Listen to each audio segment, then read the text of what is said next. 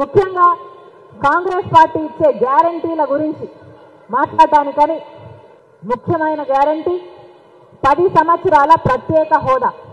ఇది మన మొట్టమొదటి గ్యారంటీ. రెండో గ్యారంటీ మహిళా మహాలక్ష్మి.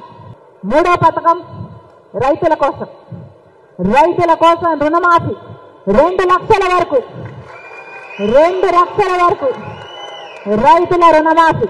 ఇది మూడో పథకం.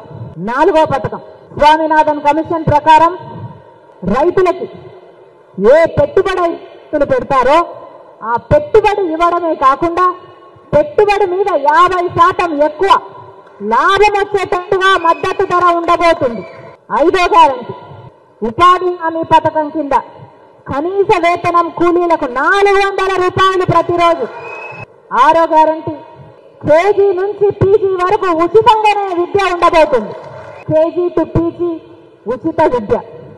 ఏడో గ్యారంటీ రాష్ట్రంలో కాంగ్రెస్ పార్టీ అధికారంలోకి వచ్చిన వెంటనే మొట్టమొదటి సంతకంగా 2,25,000 ఉద్యోగాల మీద ఇస్తామని మరొకసారి మాటిస్తున్నాం.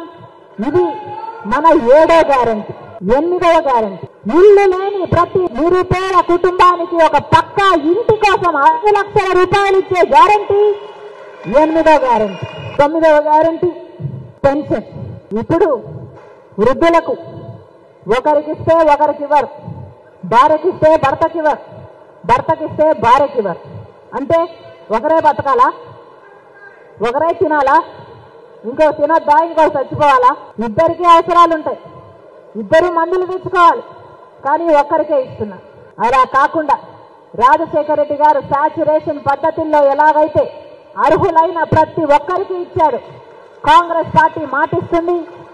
అర్హులైన ప్రతి ఒక్కరికి, భార్యకైనా భర్తకైనా, వృద్ధులందరికీ, వితంతులందరికీ 4,000 రూపాయలు పెన్షన్ ప్రతి నెల, వికలాంగులకు 6,000 రూపాయలు ఇచ్చే గ్యారంటీ 9వ గ్యారంటీ.